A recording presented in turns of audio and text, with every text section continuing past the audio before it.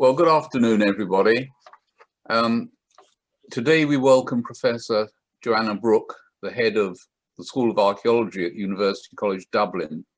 Perhaps it's appropriate that for our last talk in the series on the Bronze Age, we should be talking about death and burial.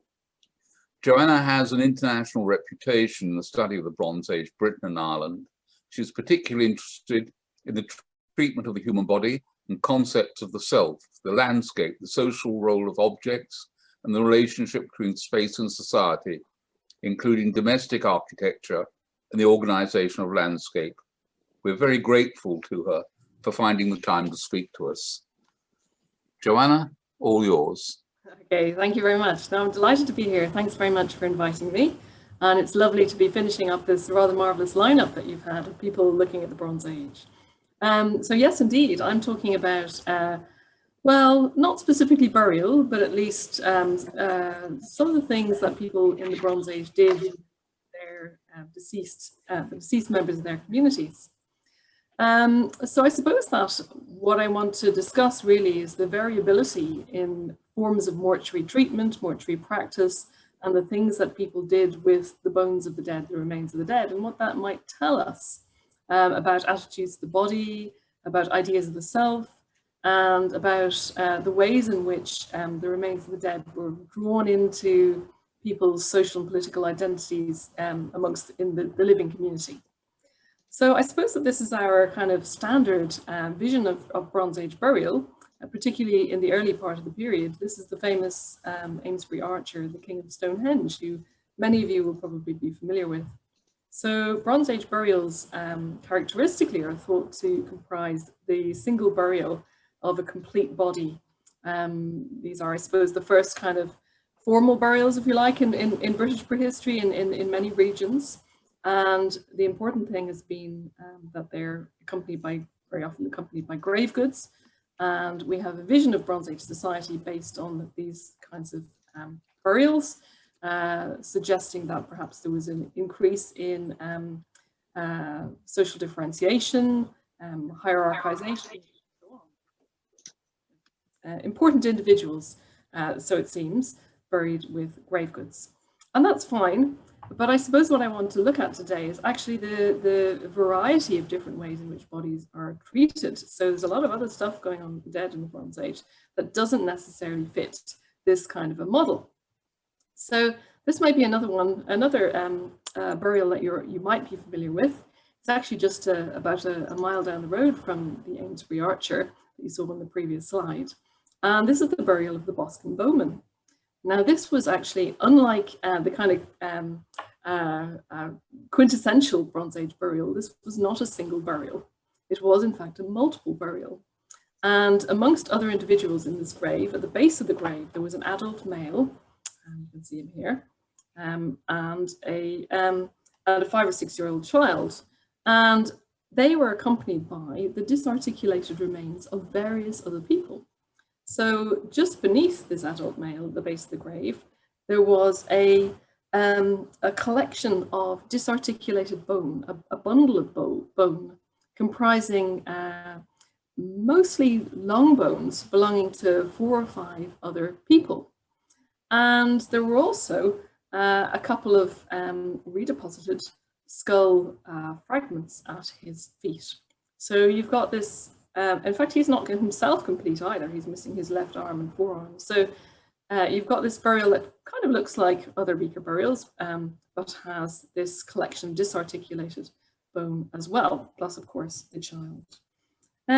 So I suppose historically, when people have found these kinds of burials in the archaeological record, the usual assumption is that all of the bodies would originally have been placed into the grave complete, but that later reuse of the grave resulted in the disturbance of earlier burials. So the idea is that the bundle of bones found beneath this guy, and the redeposited skulls down here at his feet, might have belonged to previous interments, previous burials within the same grave that were just disturbed then when people reused the grave at a later point.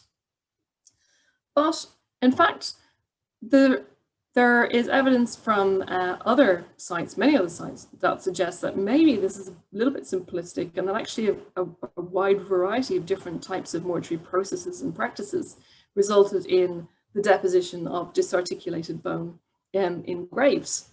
So here is a Scottish example. This one was actually excavated, I think, probably in the late 60s, early 70s. It's a 1973 publication by Ian Shepherd and colleagues. And this is the inhumation burial of an adult male, and he is missing his skull. And not only is he missing his skull, but the left and right parts of his pelvis are transposed. They're the wrong way round. Now he's been placed in a cyst, a big stone cyst. So again, this is another early Bronze Age burial, rather like the previous few. He's been placed in a big stone cyst, and there was a big heavy capstone laid on top of this. So it's not the case that this body was ever placed in complete and then he was subsequently disturbed, because that capstone hadn't been moved and it would have been too heavy to move. There was nothing to suggest that the grave had ever been re-entered and the remains disturbed in prehistory.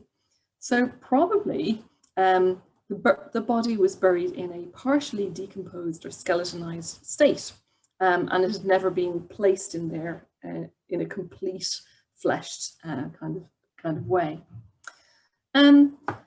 So the other thing, of course, is that sometimes it seems to be the case that collections of disarticulated bone were brought from elsewhere for redeposition in subsequent graves.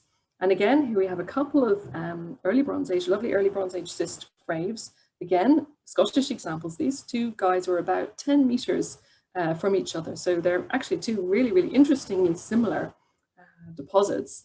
So you have, I think they're both adult males, but as you can see, they both have, so they've got these articulated inhumation burials, two adult males, but then they both have collections of disarticulated bone, a skull, plus the long bones primarily, belonging to, in one case, an adult male, and in the other case, a 6 or 7-year-old, 6 to 8-year-old child. Now, neither of these disarticulated bodies are actually complete, which suggests that they, rather than having been, the original occupants of the grave that were sort of pushed aside in order to make space for a subsequent inhumation, probably these bodies were taken from somewhere else in a disarticulated state for redeposition at the feet of these two individuals. And I always think it's quite interesting that the kind of careful placement of those disarticulated bodies is quite reminiscent of, it's where you'd find a pot in other burials, early Bronze Age burials of the same kind of period. So probably these individuals, these disarticulated burials were brought from somewhere else. And as I say, quite a few of the elements, the skeletal elements of those bodies were missing. Now we can ask ourselves, what happens to the missing bones from burials? And there is quite frequently, I mentioned the Bosque and Bowman, that the articulated adult male at the base of the grave is missing his left hand and forearm, and that's not unusual. So what happens to these odd random bits of missing bone? Where else do they end up? So here's a nice example from Northamptonshire, so not too many miles away from yourselves. And this particular individual is an adult female, and the bone preservation is reasonably good. And she has with her various things, which you can see here, including sherds of Beaker pottery, a flint artifact down here. This is a little gold ornament, and I think this must be a shale ring. I can't quite remember what she had with her. But alongside those various artifacts, she was also accompanied by a series of random fragments, seemingly random fragments of bone. So there were a couple of incisors, a skull fragment, and a possible pelvis fragment from a second adult, and a humerus fragment from a subadult. And that humerus fragment was dated by the excavation team, and they found that it could have been up to about 200 years older than the adult articulated female in this grave.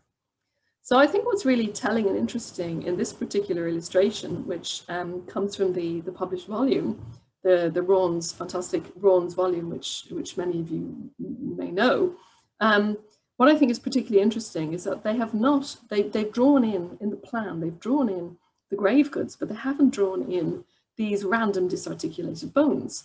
So they're, to the archaeologist's eye, they're treating them as something different and separate to the other grave goods, the other things that are found with this complete articulated burial.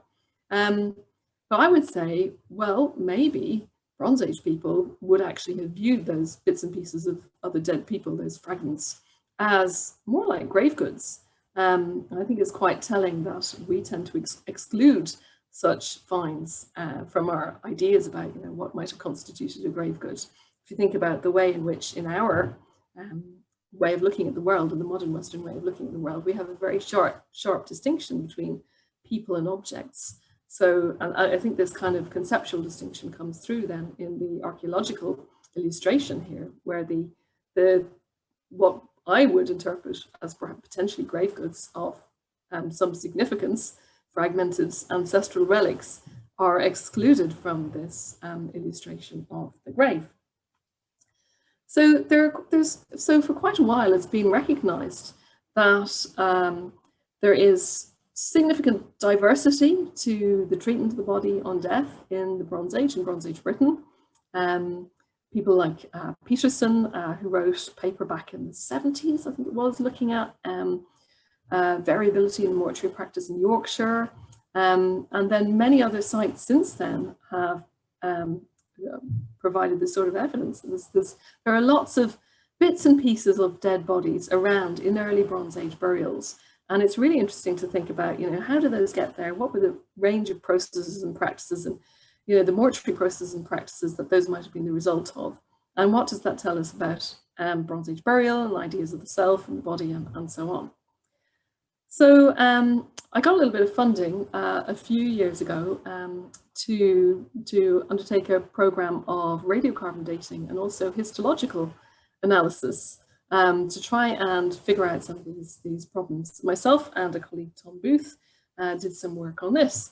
And we brought together, we analysed a whole series of radiocarbon dates just to look to see whether there was a kind of a regular practice of retaining relics of the dead, curating relics of the dead, and redepositing them then in later graves. And we also used histological analysis, which is essentially taking a slice through bone, looking for evidence of bacterial tunneling within the bone, which can tell you whether a body was buried fleshed in the ground as a primary burial, so somebody died and they were buried straight away, or whether there was some kind of post-mortem treatment of the body that resulted in the flesh essentially either being preserved or being removed from the body. So things like mummification or defleshing or also excarnation, things like that. So we used histological analysis to try to distinguish various types of mortuary process, or various things that might have happened to the dead body before it wound up in the grave. So some of the examples that we looked at include this one here. So this is another lovely Scottish example of what looks initially like a very kind of standard early Bronze Age burial. This was, however, it was actually an incomplete and partially articulated skeleton. It was an adolescent male. And I suppose that one might assume that maybe this guy was incomplete and partially articulated because of post-depositional processes, disturbance or soil conditions or whatever. But actually the bone was very well preserved. And it seemed that bits of the body, the sort of alignment of things was so out of kilter with what you'd expect that probably this body was actually deposited in several sort of partially fleshed portions, if you like. So, for example, several of the vertebrae, the articulated thoracic vertebrae, were actually out of alignment with the rest of the spine. The left fibula, as you can see up here, is behind the back, nowhere near where it ought to be. The right humerus was also disarticulated from its expected position. There was quite a gap between the head and the torso, and then again between the torso and the lower body. And there were quite a few parts of the body that were missing. So most of the left hand and wrist bones were present, but a lot of the right arm and both of the feet were missing. So when my colleague Tom did the histological analysis on this body, he found that, in fact, there was very poor, the internal bone microstructures were actually, they were very well preserved. There was very little evidence of bacterial tunneling, the kind of microbial attack that occurs to bones when somebody is buried in the ground straight after death. We also found on reanalysis of the radiocarbon dates, doing statistical analysis of the radiocarbon dates, that the bones of this adolescent male, this disarticulated body, were somewhere between 3 and 82 years old when they were deposited in the grave. We actually, the way we worked that out was there were a couple of disarticulated bits of bone belonging to other people in the base of the grave under this person. But they were between 3 and 82 years younger than this person. So what we suggested is that this guy was actually possibly mummified, because obviously he's still, he's partially articulated at least. He might have been mummified and stored for some years somewhere else, we don't know where, prior to being deposited in this pit. So really interesting, and I suppose really quite peculiar, and maybe not what we have been used to thinking of for Bronze Age burials. Now, we don't know where, we're not usually able to tell where these kinds of curated fragments or partially complete or complete sometimes bodies were kept if they were curated. And as I say, we did radiocarbon dating analysis to show that actually this is quite common. We don't usually know where these curated pieces of bone were kept, but sometimes, occasionally, you do get a bit of an insight into where they might have come from. So this is Ingleby Barwick in North Yorkshire, and here there was the intact burial of an adult female. There she is, a very standard crouched Beaker burial, again, the beginning of the Bronze Age here we're looking at. And in front of her, she had a little cache of disarticulated bone, including a couple of adult crania and various long bones, up to representing about 3 people. Now, the 2 adult crania were between 60 and about 170 years older than this complete adult female. So they'd obviously come from somewhere else. Now, a few meters away, there was another grave, and that grave contained disarticulated bone, which was about of the same age as the disarticulated bone in this grave. And we could suggest that maybe when this person was buried, the complete burial was placed in the ground, maybe they revisited an ancestral grave to collect some ancestral relics to be redeposited with this person, because the radiocarbon dates actually match up really well between the disarticulated skulls here and the other deposit of disarticulated bone in a neighbouring grave. I have to apologise for the noise. My husband's decided to drill something. I have no idea what he's doing. If it gets too bad, then somebody can tell me, and I'll go and ask him to keep quiet.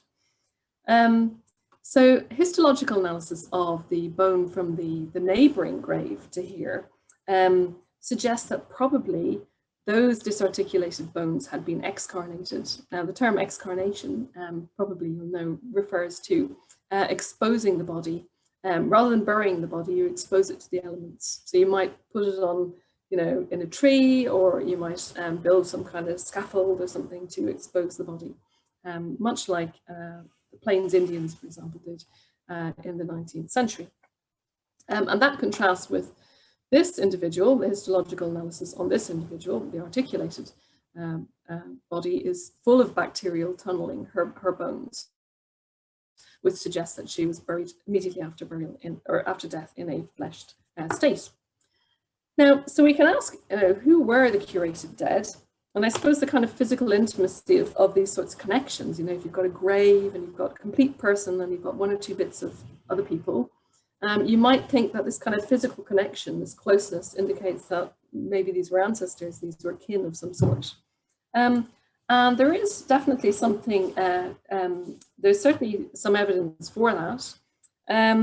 Going back to our friend at Bosque here, recent analysis, genetic ancient DNA analysis of the adult male, the articulated adult male, and one of these two skulls at his feet indicates that they were second to third degree relatives. Probably, judging from the radiocarbon dates, which suggest they died around the same time, they were probably either half-brothers or possibly paternal cousins from the genetic evidence. So that suggests that when you do have a person who's buried with fragments from another body, then maybe these are kin links, family links that are being brought to the fore in terms of these sorts of funerary rites. I suppose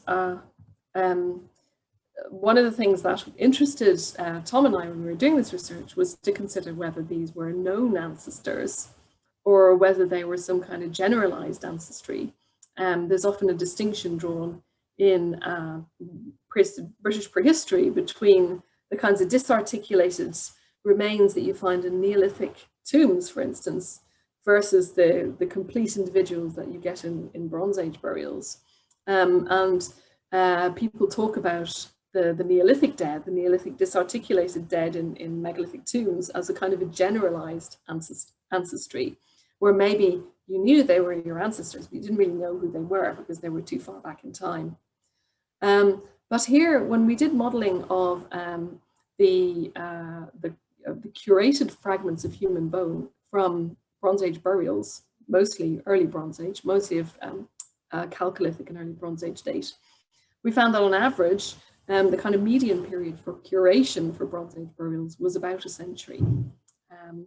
And there's been some work done in anthropology about, I can't quite remember the term, I think it's communicative memory, and how people, through talking to grandparents and great-grandparents and so on, you can remember back to around 100 years, if you like. Kind of the community memory goes back to about 100 years in terms of known individuals. So people will remember through speaking to parents and grandparents and great-grandparents specific named individuals up to about a century or so ago. After that, memories become much more kind of mythical, and they become then at that stage kind of incorporated into things like stories and folk tales and rituals and so on. So we would suggest that probably on average, when you find curated bits of bone in graves, in early Bronze Age graves, alongside complete bodies, that you're probably talking about known ancestors and probably kin, probably family members.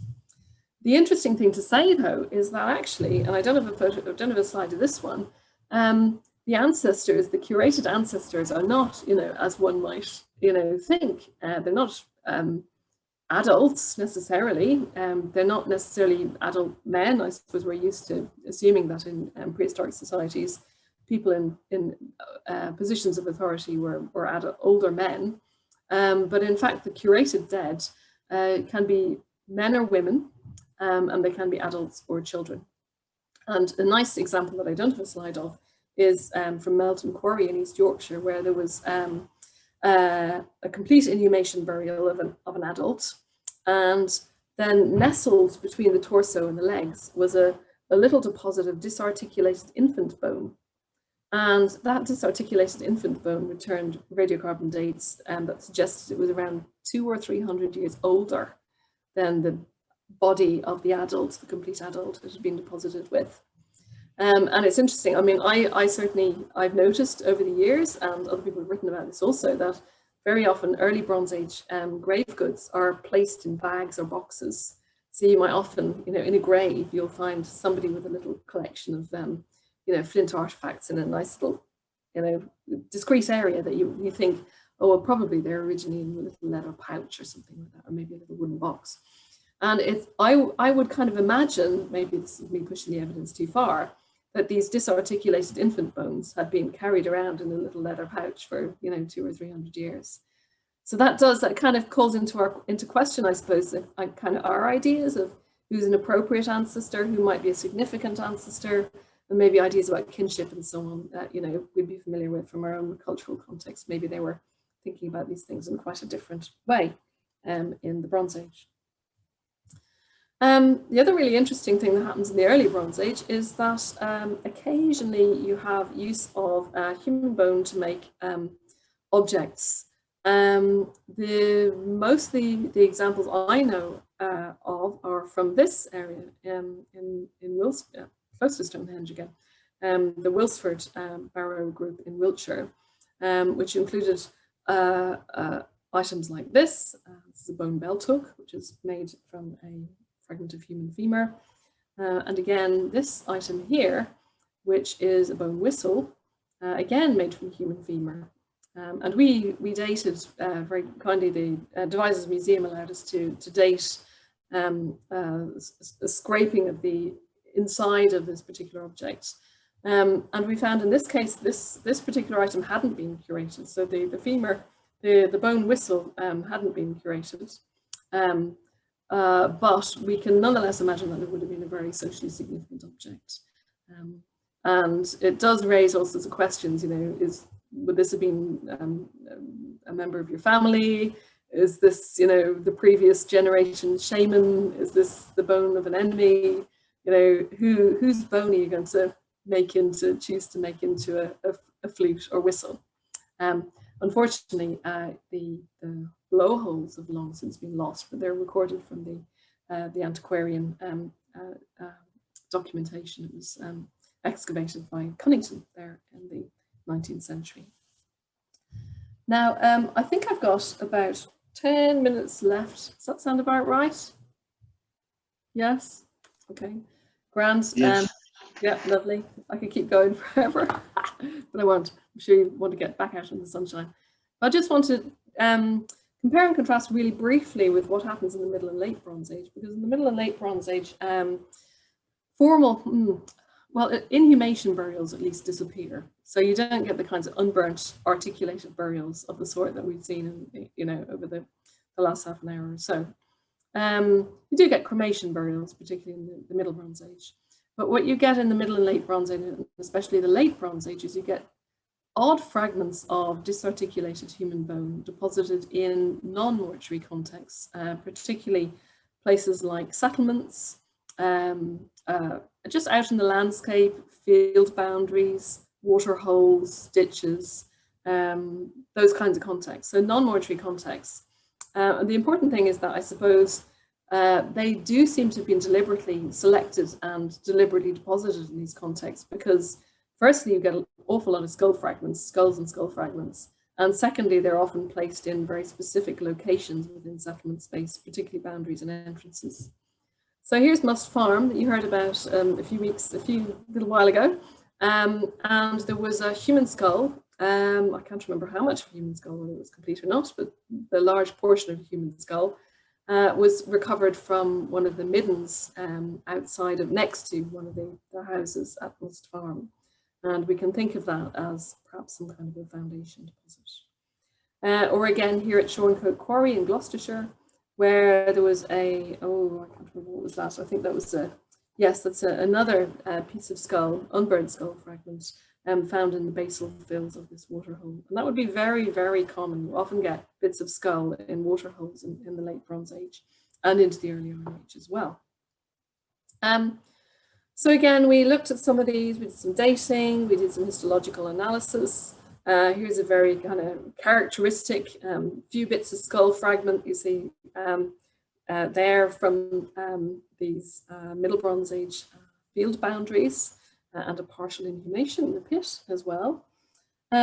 Histological analysis that we undertook from one of these skull fragments indicates that it hadn't been excarnated or mummified or anything like that, but it was probably originally from a primary burial, which is interesting because we don't really know, we don't really have that much evidence for inhumation burial during the Middle Bronze Age during this period. But one of these, the histological evidence suggests that it had been re-excavated. Somebody had gone back to the grave and, you know, got a bit of bone out to curate, maybe display, maybe, and then finally redeposit in the ground here. So they certainly begin to do all sorts of weird and wonderful things with the dead in the late Bronze Age. And again, some of you will probably know this very well-known site. This is Clontarhallen on South Uist, where the first Bronze Age, British Bronze Age mummy was identified. And then my colleague Tom has gone on to identify various other ones as part of my project and subsequent work that he's undertaken. So this guy here, Mike Parker Pearson, the excavator, calls him Mr. Dead. Now he looks like a complete inhumation, but in actual fact, this body comprises portions of at least 3 different people, 3 adult males. So the head and neck belong to one person, the mandible belongs to another, and then the postcranial remains, the rest of the body, in other words, belong to a 3rd person. And they appear to have been curated for several centuries, maybe up to even 400 years, before they were deposited under the roundhouse floor here. It was really interesting. I suppose it gives you the sense that Bronze Age people, you know, these were the familiar dead, if you like. They're potentially burying ancestral remains in and around their settlements as a way of perhaps legitimating access to land, talking about their own identities, their own pedigrees, genealogies. So, you know, they're used to, they're not, the dead are not abhorrent. They're not worried about encountering bits of the dead or knowing that portions of the dead are buried beneath their households, their house floors. This is obviously something that doesn't bother them. But at the same time, even though on the one hand the dead are familiar, I think they're probably also viewed as dangerous and ambivalent, because you get bits of dead body in the late Bronze Age in these kind of marginal, all sorts of marginal locations. And we saw at Clay Farm how they're buried in, you know, boundaries, and bits of skull fragment frequently come from entrances to roundhouses or entrances to settlements and so on. Here's a lovely example from Bradley Fen, again, not too far from where many of you will be today. One of the Cambridge Archaeological Unit's excavations. They're another one of Mark Knight's marvellous sites. And this particular site here, you've got the field boundaries running down to the edge of the fen. Here's the fen edge. And there are various burnt mounds on the fen edge. And then lots of metalwork deposition. So there was a whole series of spears recovered from the fen edge. And then also a hoard of spears, which you can see here. So here's one of these burnt mounds. It's this one here, I guess. And it's got this deposit of broken spearheads at one edge. And it's also got human skull fragments and various other querns. And these things here are actually hoof prints, really, really beautifully preserved hoof prints here in the fen mud there. So here you've got human bone in a kind of what I would call a liminal location, a kind of between worlds, if you like, between the dry land and the wetlands, marking out a boundary. So there in the late Bronze Age, you've got this sense that maybe the dead aren't always familiar. Sometimes they're dangerous, sometimes they're ambivalent. They come from these kinds of marginal, liminal kinds of locations. And in fact, it's worth saying that sometimes, here we are, sometimes there is evidence for violence on the human bone that one finds in these kinds of contexts in the late Bronze Age. Here's an adult female from Cliff's End Farm. So she has several deep sword cuts in her skull. So obviously she was a victim of violence. And here, this is an adolescent female from Bradley Fen. She has been thrown head first, as you can see, in this kind of prone position down into a water hole. And when we looked at the radiocarbon dates for possibly curated fragments of human bone from Middle and Late Bronze Age contexts, these kinds of non-mortuary contexts, settlements and water holes and so on and so forth, what we found was that much fewer of them were curated, much fewer of them had been kept. And if they were curated, the median period of curation was about 40 years, so not 100 years. So these bits and pieces of human bone from settlement contexts, they were less likely to be curated, and they were more likely to show evidence for trauma, particularly cranial trauma, weapon cut marks and so on to the head. So I suspect that what's happening here is that you're starting to see a move towards the kind of the Iron Age skull cult, if you like. In the Iron Age, obviously, as many of you will know, there's lots of evidence for warfare, for violence, with the retention of skulls, perhaps the display of skulls of enemies and so on. And we can imagine that whilst in the Late Bronze Age, some of the, if you bury a piece of human bone below the house floor, maybe that is granny or granddad, but at least some of the other bits of human bone that you're finding in these non-mortuary contexts are probably belong to enemies rather than kin. So you've got this kind of difference going on there. But I suppose that just to kind of wind this up then, I guess what to me is really interesting is that there does seem to be quite a different way of dealing with, various different ways of dealing with the body, really that look quite alien, at least to our eye, in the contemporary Western world. The human body in the Bronze Age, through a whole variety of different processes, including mummification, exposure, excarnation, revisiting old graves, rearranging bodies in those graves when you're opening them up, maybe taking bits out to add to other graves. So people were doing all sorts of things with the dead, which suggests, as you would expect, that people were quite used to handling the remains of the dead. And, that must have been the case, of course, if you're making the occasional artifact out of human femur. But also people's ideas about bodily integrity were obviously quite different. So there didn't seem to be, it didn't seem to be viewed as problematic to disaggregate the human body, to break the body into constituent elements for curation, maybe, to keep on yourself as a relic of a loved relative or an esteemed ancestor.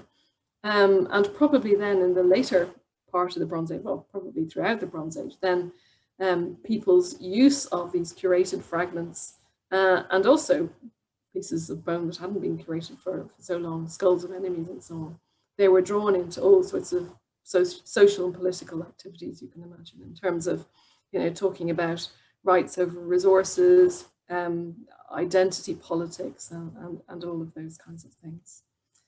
So I'm going to stop there. And Bronze Age was weird and wonderful, wasn't it? Hopefully there might be a few questions. I'm very happy to take some questions. And thanks very much for listening. And hopefully it won't be too long before you get back out into the sunshine.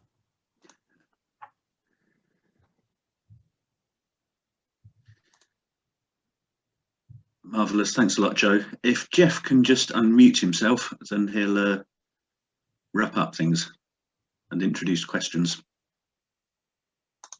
Thank you very much there, Joanna. Thank you very much indeed for that. Before we take questions, the thing that strikes me is that these sorts of practices may seem alien to our culture, but they have survived in other parts of the world. Say survived, they are emulated, if you like, in other parts of the world and going on today, particularly in the Far East. So it's not so far away within the sort of human psyche to have these beliefs deeply rooted in some sort of ancestor connection. And perhaps you'll comment on that later too. Absolutely, no, you're quite right. So questions from? I think there's quite a few in the chat, I think there. Or there may be several in the chat. Yes, if I go through and relay the questions to you. Yes, So yes. if we start off, is there any evidence for regional differentiation or cultural patterns emerging across the country? Is there enough evidence to be able to distinguish that? And how does the British evidence compare with the wider European picture? I'm sure there would be. If one did a more, if you did a bigger project on this, I'm sure there would be, definitely. I mean, I suppose that in the first instance, Beaker burials, the kind of traditional Beaker burials, complete inhumations, are very much a kind of regional, regional specific phenomenon. You get them in parts of Scotland, you get them in parts of eastern southern England. In the West, of course, you get cremations. That's partly, I suppose, a matter of more acid soils, but it's probably also more different practices and traditions. And cremation burials in the West or in the Western Britain are often tiny amounts, which might be partially due to soil conditions. But I often wonder whether those are also a means of fragmenting the body, and maybe, you know, you could keep a bit of your great granddad or your cousin or whatever in a little bag at your belt, while another bit was buried somewhere and another bit was buried somewhere else. I mean, who knows? So yeah, there is definitely. I'm sure if people did more work on this, there would be regional traditions that one could look for.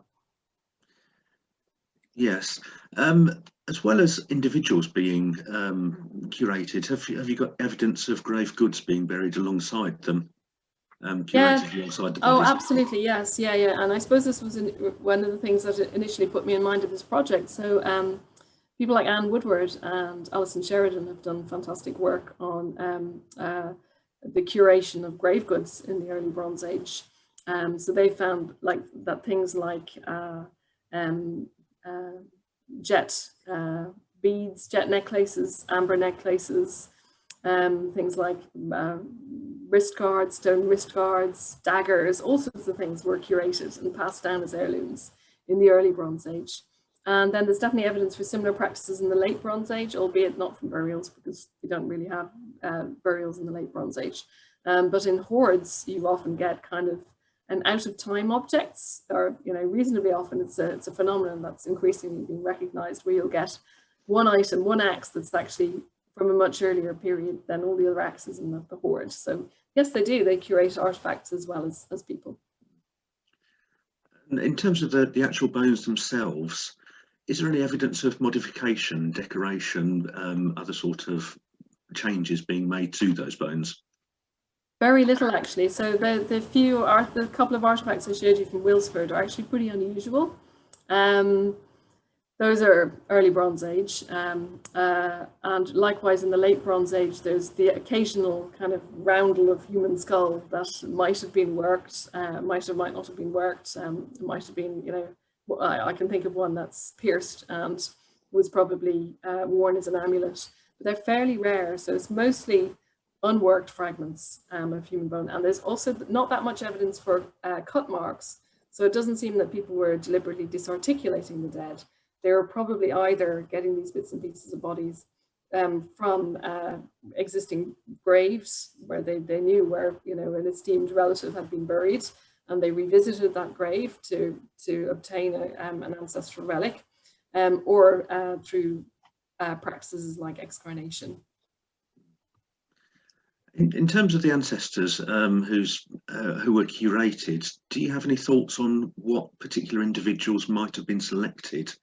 In that, if you're talking about people being curated for 100 years or more, that generates quite a few generations, a big family to choose from. Is there any way of telling whether they're looking at immediate family or slightly more distant ancestors? Well, I guess one can use the aDNA evidence to some extent, you know, as we've done with the Bosque and Bowman. But it depends really on how well preserved your bone is and so on. There's been fairly small amount of ancient DNA work done on this period to date, and most of the ancient DNA work has been focused on looking at the whole populations. So, for example, to see whether the Beaker people, if you like, were different to indigenous Neolithic people. So there's been very little work done on trying to trace genetic links, family links between people in Bronze Age burials. Myself and Tom have done a little tiny bit, but that's about it so far. And we did find some evidence for relatives, absolutely, you know, where people were buried together, they were relatives. And the Bosque and Bowman was probably the most interesting one, though, as I say, the radiocarbon dates suggest that that was probably his half-brother or his paternal cousin, rather than, you know, a great-grandfather or something like that. But yeah, I suppose, you know, why choose a particular relative? You have to assume that this was, you know, somebody who was remembered as a significant person during their lifetime, or, you know, maybe their death had sparked off a particular crisis, for instance, in the inheritance of roles or wealth, for example. And this is why people wanted to have access to a relic that they could show that they were the one who had the link with this person, and therefore they legitimate access to whatever inherited roles or goods or land that might have been at stake. But certainly the child, that infant, you know, 200 or 300-year-old infant, is really interesting. So why do you curate an infant? Because, you know, you would assume that this couldn't have been a, you know, significant person, though, you know, that calls into question all the sorts of preconceptions that we have in our own society. Exactly how we view significance now is presumably very different to what would have been the case then. You mentioned that some of the burials, there were individuals mixed within the inhumations, that one burial might have consisted of several individuals. Is there any way of telling whether that applied to cremation burials as well? Yeah, definitely. It's much more difficult with cremations, obviously, because the bone is usually in tiny pieces and poorly preserved. So generally speaking, you need to find that there's too many of a particular skeletal element. I mean, obviously, you know, if you find 3 femurs in a grave, then you've got at least 2 people, because everybody's got 2 femurs. It's often easier with cremation burials to identify an extra person, if you like, if it's somebody who's a different age. So you'll often have, you know, an adult cremation, and somebody, the bone expert, might find a few pieces of child bone in there. So they can say it's an adult and child buried together.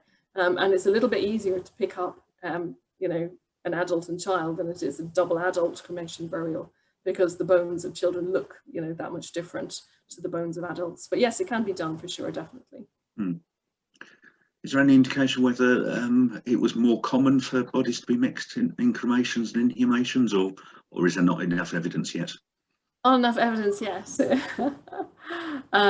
Yeah, I don't know. I think it's reasonably common in both instances, but what I haven't done, and what I'm never going to get an opportunity to do, unfortunately, is, you know, what you need to do is a big survey. You need to do a massive survey and work out, you know, you need to gather a data set of 1,000 burials and see what percentage of them are multiple burials. And I don't really, I have a sense that they're a little bit more common than perhaps we think, but I haven't had the opportunity myself to go out and do like a proper big survey to collate the evidence to say, you know, how common are they, or are they actually still fairly unusual? You mentioned about the sort of traditions in the Iron Age. Have you looked at all at whether there was a sharp break between burial traditions from the late Neolithic moving into the Bronze Age and the Bronze Age into the Iron Age? Can you pinpoint any specific sort of changes, or was it more of a gradual transition? Well, I suppose the problem with moving from the Neolithic into the Bronze Age, the latter part of the Neolithic is a bit of a black hole with regards burials. There are some cremations, you know, the kind of megalithic tombs with lots of bits of jumbled up ancestors are a phenomenon of the early Neolithic. So by the time you get through to the late Neolithic, we don't really know what they did with most of the dead. You do have cremations. And then in the early Bronze Age, you get this incoming new, apparently novel inhumation burial rite, which was related to people being buried with Beaker ceramics. So this set of new funerary practices that comes in from the continent. But even that, as I say, is actually really quite diverse in its manifestations. We tend to assume that Beaker burial, this kind of a characteristic Beaker burial, looks a particular way. It's a single crouched inhumation burial with grave goods. But actually, you know, I suppose one of the points that I was trying to make really is this: it's actually quite diverse. And then from the Bronze Age to the Iron Age, late Bronze Age and Iron Age practices are actually quite similar. In the Iron Age, more so by the time you get into the Middle Iron Age and so on, you get, you know, probably more complete bodies in pits. But again, they're not sort of normal burials, if you like. You know, if you think about some of the southern British hill forts, which have lots of, you know, complete or partial bodies in storage pits. And the assumption is that these are some kind of votive offering to, you know, I don't know, maintain fertility or something like that. They're not a normal burial. But in the Iron Age also you get bits and pieces of bodies, particularly in the early Iron Age, bits and pieces of bodies in settlement context. So it's quite similar to the late Bronze Age. There's a question on, has there been any work done on how far geographically individual people have been spread in terms of bodies being, people sort of being found spread across more than one burial? Would that be possible to give an indication of the size of communities and maybe links between different communities, shared ancestors being buried in different places? That would be a really fantastic thing to try and get your head around. That would be such a great research project. Nobody's tried it. It would be quite challenging, but yeah, the Bosque and Bowman burial, where you have that adult male with the two skulls at his feet.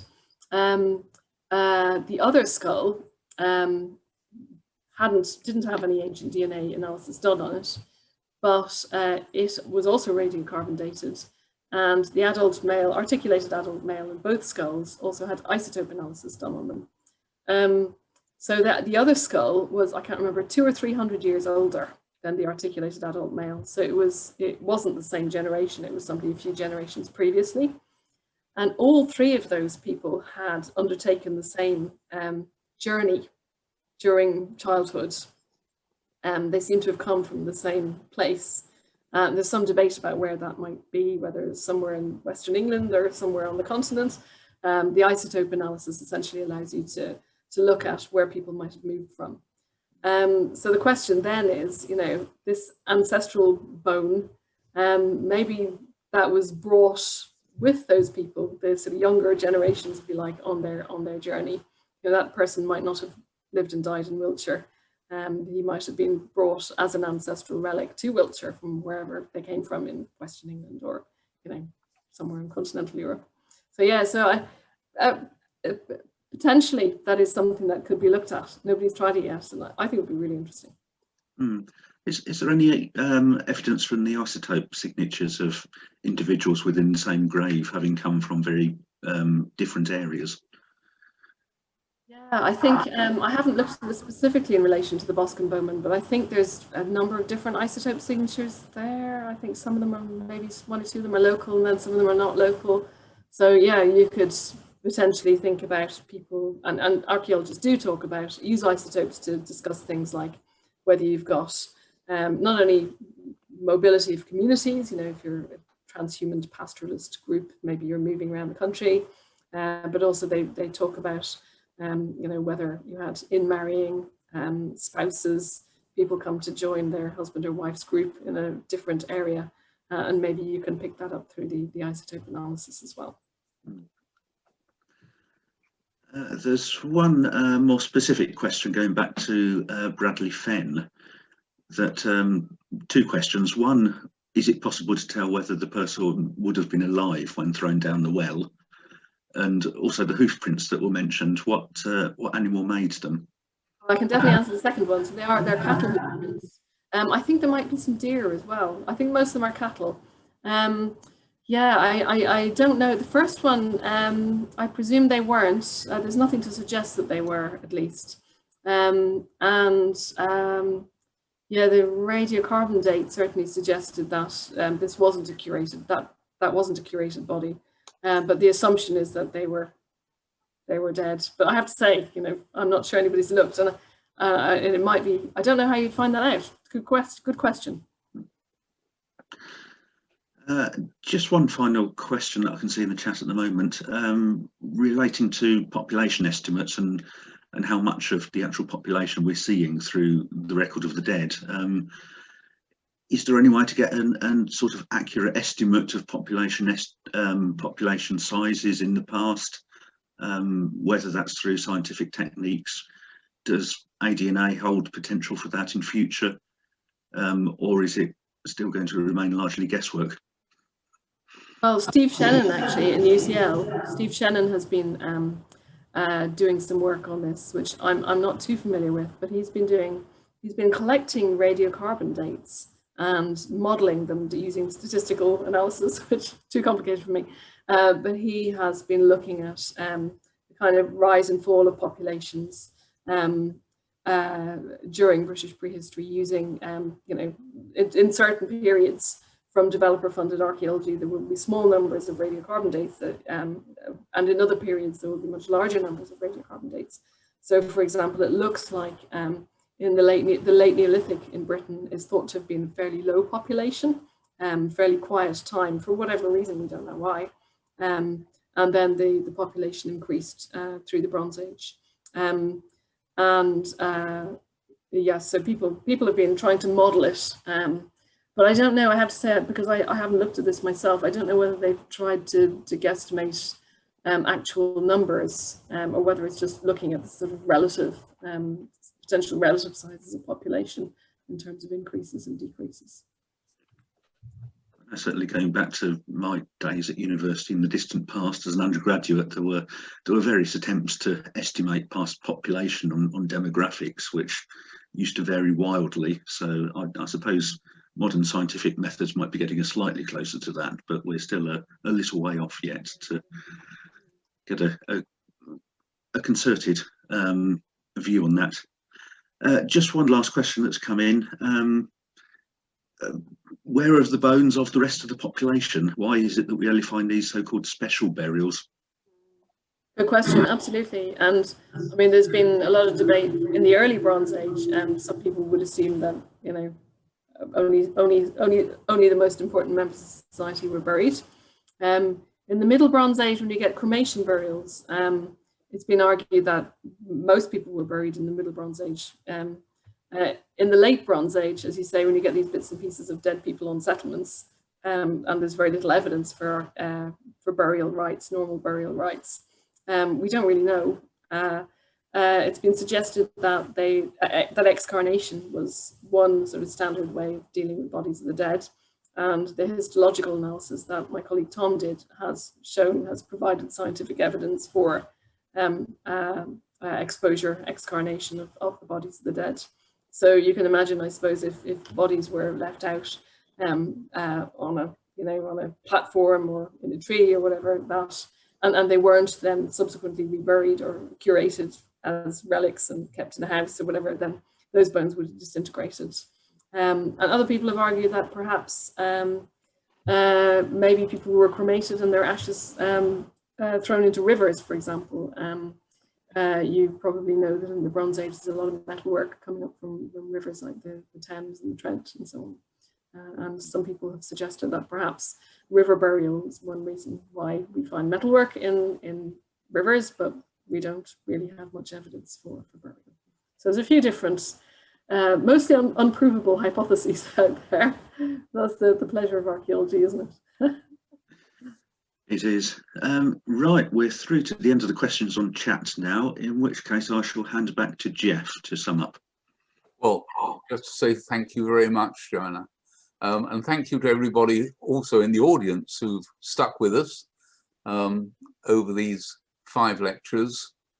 We've enjoyed organising the sessions, and thank you very much for your financial support as well.